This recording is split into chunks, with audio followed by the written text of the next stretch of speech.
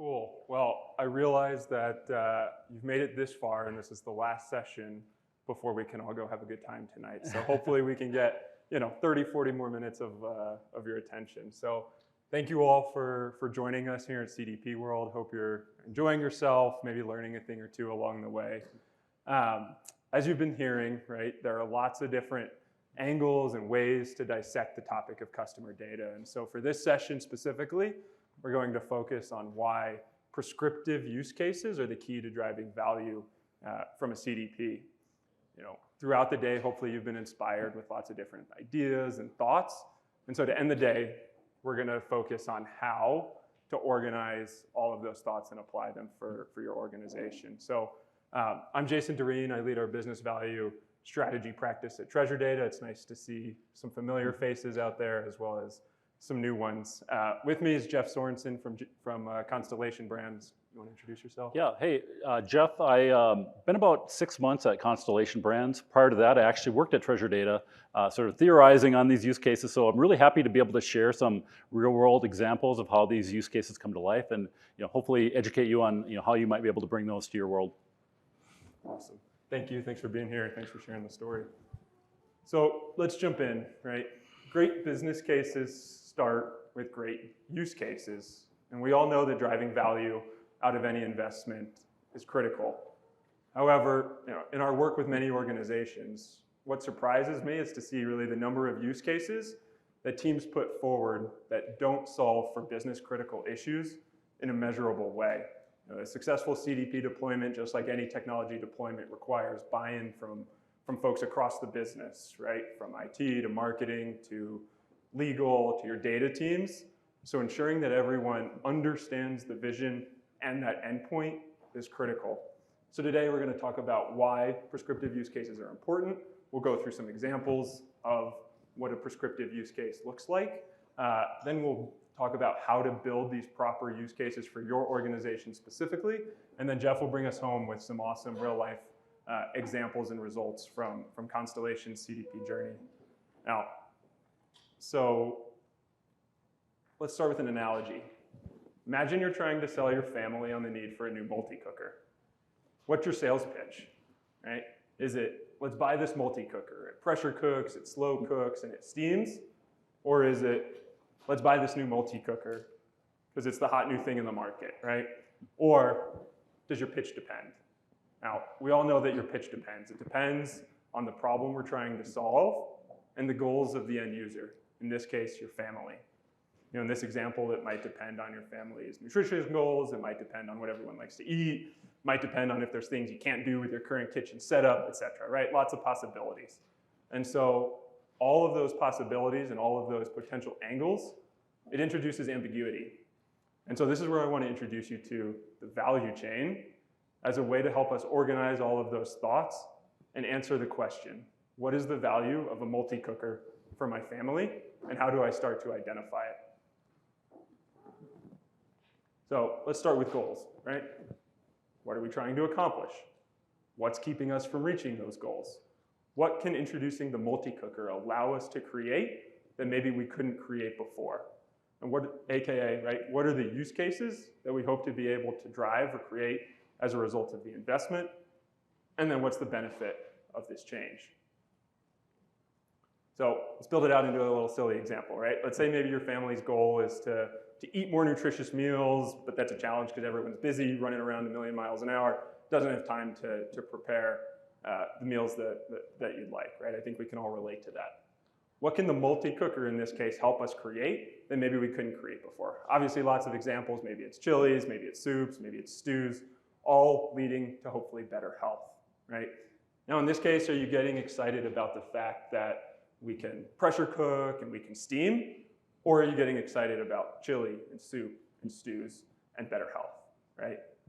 Use cases and value are what excites. I think we can all relate to that. Now, I know this is a silly analogy. Investing in a $100 multi-cooker, it's not the same as investing in a CDP, but hopefully you can start to see how this comes together. So with that, right, let's shift and let's apply the same thinking to CDPs. The value chain still applies, right? Goal, pain point, use case, benefit. It's a simple framework, but it's effective. Now, one thing I do want to point out, nowhere in the value chain are there features or functions. Features, functions, capabilities are what allow the use cases to happen. And so we need to first identify, understand, and prioritize our use cases so that we can then go find the features and functions that are necessary and required to make the use cases stand up. So let's play this out and do a couple quick CDP examples, right? Let's say first your goal is to increase customer lifetime value, but you have limited insights into what actually drives and create your VIP customers. Potential use case here could be to leverage a predictive model that's based on our learnings of the attributes and the behaviors of our existing VIP customers, to then apply those learnings to find new potential VIP customers in our broad customer base. That we can then place those potential customers in specific targeted ad campaigns, hopefully driving incremental sales. Another example, right? Let's say our goal is to increase customer retention as your customers are not repurchasing as frequently as expected or as hoped, right? Potential use case here is to first identify who those lapsed customers are, where they sit in certain segments, and then based on what we understand about their purchase history, their behavior history, maybe their browsing history, we can recommend a next best product, place them on specific campaigns for that next best product, hopefully leading to incremental repurchases. A couple of examples, we'll get into some more here in a little bit. So before we do that, what's better than a pop quiz at 4 p.m. after sitting in sessions all day, right? So we'll go through a couple of examples. Love some audience interaction. Are the following statements examples of proper CDP use cases? Yes, no, why, or why not? If you do participate, we may have a little prize at the end. So, number one, I want to unify my first, second, and third-party data to build a true customer 360. We've heard about data unification a lot. Use case, yes, no, why, or why not? Anybody have any thoughts? Can you build on that? Can you build on that? And it doesn't tell you the pains that you're experiencing. So it's just making a statement that you want something. Yep. Yeah, so we had the answer here was no. It doesn't talk about the goals. It doesn't talk about the pain points. And so that's right. This is not a proper CDP use case, right? Data unification in this case is a capability. Why do you want to unify your data? To drive what business process and outcome? That's when we're getting into the use cases, right? So as you're thinking about this, as you're thinking about CDPs, what are those business processes, those business outcomes that we're trying to impact? How does unifying different data sets allow us to be able to do that? Those are the use cases we should be thinking about. Yeah, I did want to layer onto this, as being in the industry for a decade at this point, getting to that point of data unification is often one of the really big sticking points of a CDP or a DMP, or name your technology. Like getting the data onboarded is a big task, but it's generally pretty accomplishable. People know how to do that. But I found that there's this hurdle that a lot of times is just hard to get over with your marketers to say, okay, I want to take that next leap. I want to go forward. I want to actually start building audiences, activating them to my channels. It's a hard thing to do, and I think this use case discussion is really important, and the use cases are really what helps you get over that hurdle. So I think it's a great tactic for sort of getting past the point where a lot of companies get stuck. Awesome. All right, number two, I want to measure the current lifetime value of my customers. Proper CDP use case, yes or no? Someone else. Anyone have thoughts? You want to introduce yourself also and answer? Come on, don't be shy. I would say no. Can you expand on that? You want to measure the lifetime value to achieve what? You want to measure it for better loyalty, to achieve better loyalty, have achieved better segmentation for better email retargeting. Like, what's the objective? Like, measurement is not the objective. Yeah, you got it, right? This is not a proper CDP use case. Lifetime value is another data point, right? What do you want to do with that data to drive customer engagement? By learning our lifetime value, that's great, right? But what actions do we want to take off of that to drive more sales, drive retention, better engage our consumers? Those are the types of use cases that we should be thinking about putting forward. And those are what get businesses excited, right? Okay, number 3, I want to push appropriate offers and promotions only to prospects who are likely to purchase. Proper CDP use case, yes or no? Someone else?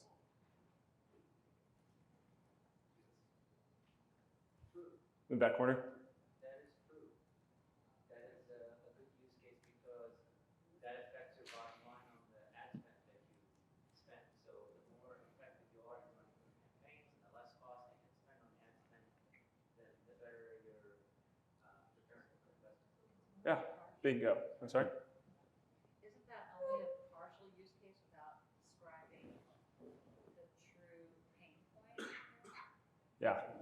The extra expense that you're putting forward on soliciting people that aren't likely to purchase? Yeah, so I think that's as you build out the value chain, right? What are we solving for, and then what's the benefit? This is the use case that's going to help us solve for that, right?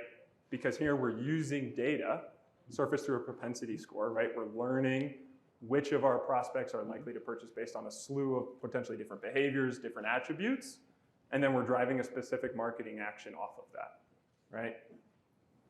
So, awesome. Only 3 today. But hopefully you're starting to see the trend of how we're building, really truly proper use case. And I think this is important, right?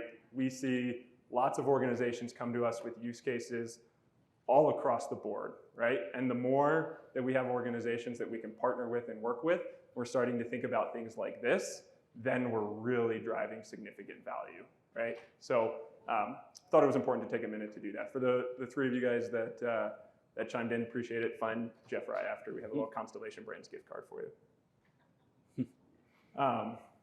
So now that we've defined proper use cases, how should we think about building them for our own organization, understanding that every organization, right, is different?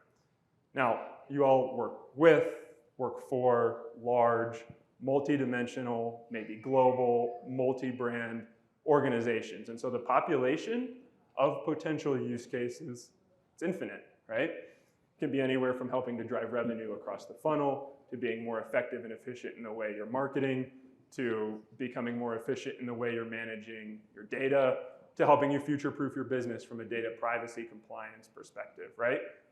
All great, but that really does make the CDP a blank canvas, right? It's a blank canvas in the fact that it can support almost anything that you're trying to do as a business.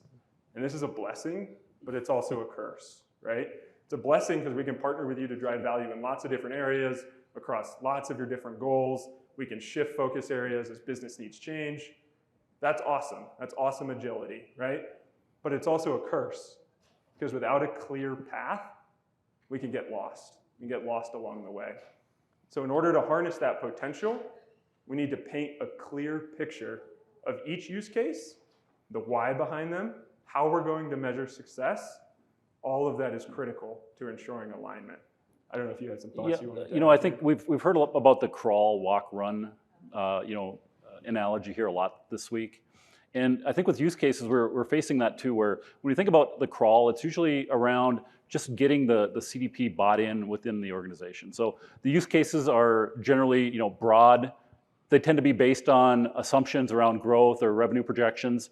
And so they're usually pretty broad to start with, but they're effective enough to be able to get your executives to buy in, to get your teams to really want to get on board. Then you get to the walk stage where it's more about just proving that the technologies will talk to each other. That when you build an audience, when you activate it, when you send it to your email or Facebook, it's going to work. So a lot of times that sort of second round is more about just proving that, hey, we can do this. And then third is really where you get to that really interesting stage where you can actually do things that have measurement plans, that you can drive value and really start to see the long-term potential of the CDP. Yeah. I don't have the slide in here, but we have a maturity model that we typically see organizations follow. We have a blog and a post about it on our website if you're interested. But it really talks about how, right, the foundation is all about the data ingestion piece, right? Building that true customer 360 that then you can kind of do anything with, right? But where do you want to start? How do we intelligently segment those profiles, right? How do we start some basic activations? Then as we're going up the maturity chain, Let's start to get more complex. Let's start to bring in the AI. Let's start to bring in the journeying. Let's start to bring in the predictive. And then from there, how are we doing this everywhere, right? Cross-brand, cross-globe, et cetera, right? So those are some of the typical ways that we see organizations start to mature. Happy to chat more about that. But yeah, it's a great call out. So, how do we paint this picture, right? This is a simple framework, right? It's not rocket science here, but I think it's really important. We've used this framework with a lot of customers to start the use case ideation and outlining process. And so what does it look like? Top section is the value chain. Why are we doing this? What is the use case? How are we going to measure success? Ensures alignment, sets clear expectations for what it is we're doing and why we're doing it, right? So it can't get lost in translation as this goes to all the different functions in the business. And the bottom section is the storyboard, right? A use case is a story, and we need to make sure that we're telling it in a logical way that everyone can align to, right? Simple framework, but effective. So let's build it out into an example using the one that I referenced earlier. The goal in that case was to increase customer lifetime value, right? By leveraging the behaviors and attributes of our existing VIP customers to find and acquire more VIP customers, thus increasing spend per year. So how do we do that? Well, first we need to understand what are the activities, those behaviors, those attributes that drove a higher propensity to purchase. Then how do we use those learnings to identify those that are likely to become VIPs from our non-VIP customer base, maybe leveraging a predictive score. And then how do we place those potential prospects, right, on targeted ad campaigns, personalized campaigns to encourage repurchase. Now, there's a lot of intricacies to how this could work for any organization, right? But the framework should still apply. And so a couple little tips, couple little tricks, couple little things to think about as you're going through this process. It doesn't have to be perfect. Remember, we're still in ideation land. We're not in design and build stage yet, right? We'll get there, but we need to have a clear understanding of what our use cases are before we get there, right? So it doesn't have to be perfect. And so the other piece, collaboration makes the best ideation. Bring in folks from marketing teams, bring in folks from advertising teams, bring in folks from IT, bring in folks from your data teams, bring in your consulting partners, bring in treasure data. We've all seen lots of different things. We're all happy to help partner to ideate on these use cases with you. So that's a lot. I'm sure you're probably wondering, this sounds great. Where can I go find more use cases for my business? Where can I start that ideation process? So I want to introduce you to two assets before we get to Jeff. Number one, this is our interactive use case tool. It's designed to help you identify high-level use cases based on your goals and your pain points, right? So if you kind of follow the arrows around, you'll go here, you'll identify I'm interested in driving customer acquisition or I'm interested in driving customer retention. It'll populate some potential pain points that you might have and then use cases associated to solve those pain points, and you can add these use cases to a report. You can download that report, bring it back to your teams, and continue the ideation stage. So this is horizontal, but it's a really good starting point to think about the kinds of things that you can do with a CDP. The website's down at the bottom. Take a picture of it. We'll also send this out after. It's public. Go out, play around with it. Let us know your thoughts. We're constantly adding to this as well.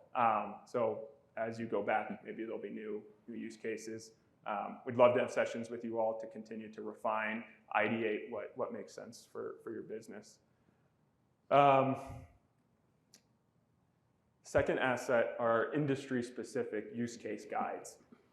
You find these on our website. Go to our website, go to the Industries tab. Underneath the specific industries, you'll be able to find these guides. You can download them. And what they are a collection of use cases that we see customers in these industries drive success off of. Obviously, it's not the whole population of potential use cases, but it's a really good start to the ideation stage. So again, download these, peruse them, let us know your thoughts. We're continuing to add. I know obviously you'll notice there's some verticals that aren't up there. We're continuing to create more assets, so more to come on those. Okay, methodologies, frameworks are great. but they're only so great as when we see them put into action, right, with real life use cases. So would love Jeff to kind of walk us through some of the awesome value driving use cases that Constellation is driving. Thank you, Absolutely. Thanks. Yeah, really excited to share some of these real life examples. You may have heard during the main stage session earlier that Gotham described us as a house of brands. You may not know Constellation Brands, but you very likely know one of our product brands.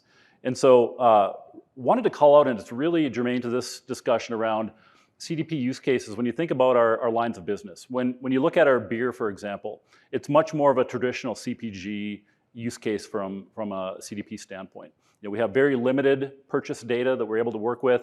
We're assembling data from sweepstakes and other contests and promotions generally to build that profile, or perhaps using third-party data. But our wine in particular is much different. It's much more like an e-commerce business in which we have direct-to-consumer. We collect a lot of profile data. We have a very rich view of what the customer looks like. So from a CDP standpoint, I really want to highlight use cases from both of those worlds. And then a third one around a more advanced customer journey one that we're kind of excited to be rolling out here. All right, so use case one, if you've ever been in Total Wine or any liquor store for that matter, you can see that there's a lot of competition in the wine business. And so trying to reduce the churn for our wine brands is of paramount importance. So Robert Mondavi, one of our bigger wine brands, they came to us and said, this is one of our pain points. Let's try to figure out how to reduce that churn. So enter the CDP, looking at the opportunity to identify those key customers that were purchasing and are no longer purchasing. So identify that potential churn customer, and then look at that retention rate as the KPI. So the goal is to be able to send a retention offer to a person before they actually become a lapsed customer, when they're in still that sort of brand advocate phase, but not yet out of it. So trying to be predictive about it.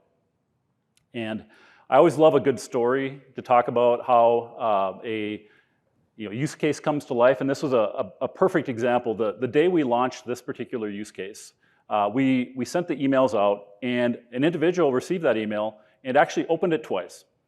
And then the next day actually opened it a third time and proceeded to walk into one of our wineries, Robert Mondavi Winery, and buy almost $10,000 worth of wine. It was a perfect right place, right time sort of message for that person. We actually reached out to the salesperson to find out more about this person. It was such a big order. And it was someone that was buying for a holiday party. It was just a great situation. But what we discovered is that with our current digital tracking, we had no idea that this campaign was leading to this potential conversion. It's not a perfect match. You can't always say this is exactly what drove the conversion, but the CDP enabled us to really take a step forward in our measurement and say, hey, tagging, digital tracking isn't always perfect. We might be missing out on some of the effectiveness of our digital campaigns because we're relying on cookies, we're relying on tags to do some of that heavy lifting for us. And ultimately, treasure data was extremely helpful in providing this because it was the place where we were able to connect that data, both on the front end to be able to identify those customers. We had to take data from our Shopify e-commerce system. We had to take data from our wine club to determine, was that person an active wine club member, and treat them differently if they were. We also had to look at consent, and I should really, really emphasize that. It's been emphasized all week, but having that consent foundation right was really mission critical to being able to launch this example. We had actually earlier on thrown out some of these ideas, and not having the confidence in our consent structure to be able to deliver it was really a limiter for us. So by the time we actually launched this, we had a really rock solid process for identifying people who had consented when they had submitted a DSAR request, or whatever they indicated to us around their preference to be marketed to. So that was a key consideration. Jeff, let me just chime in here Yeah. for a second, right? So I think we heard throughout the morning, how do we measure value, right? Everyone asks it, and there is not one great answer. But what I do think is important to call out about this one is to get to the really fancy, we drove millions of dollars of impact, are lots of little moments along the way, right? Lots of transactions, lots of orders. And so I love this story because this is just one example of building up. You got to do the work, right, to drive the improvements. It's not turn it on and get to $100 million of impact, right? There are steps along the way and there are things that have to happen to get there. And I think this is a great example, right? A $10,000 order is great. We're gonna get a lot more of those that are gonna eventually build up over time. And this is one use case, right? He's gonna walk through a couple more use cases, continue to build on all of these use cases, add the collection of use cases, the collection of campaigns. That's when we're getting into the true impact.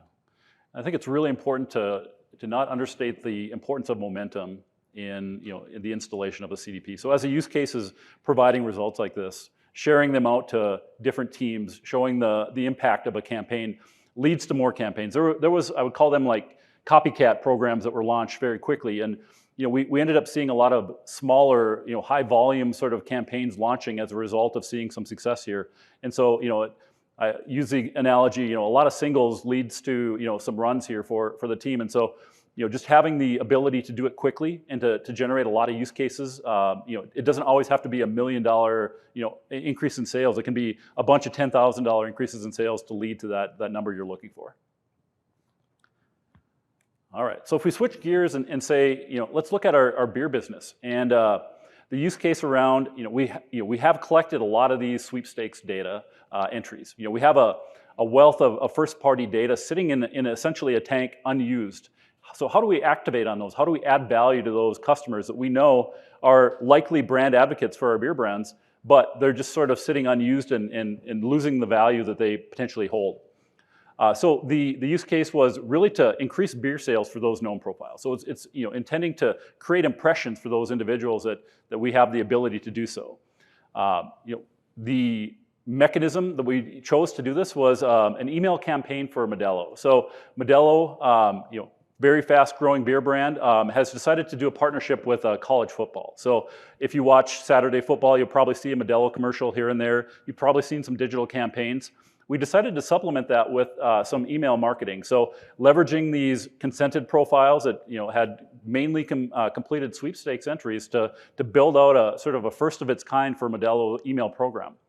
And then the actual KPIs is where it gets a little bit tricky in that we don't have that point of sale, immediate point of sale. We're looking at sort of trends, we're looking at overall sales numbers, but in the short run we're looking at click opens, we're looking at traditional email metrics as sort of the guide as to whether or not at least our emails are being interacted with. So what did that look like? So with the Modelo college football program, we developed an email message that went out around the first week of the college football season, targeting about 85,000 of those individuals who had completed a Modelo-related sweepstakes in the past. And we were surprised because it was the first of its kind. They'd never heard from us as a brand.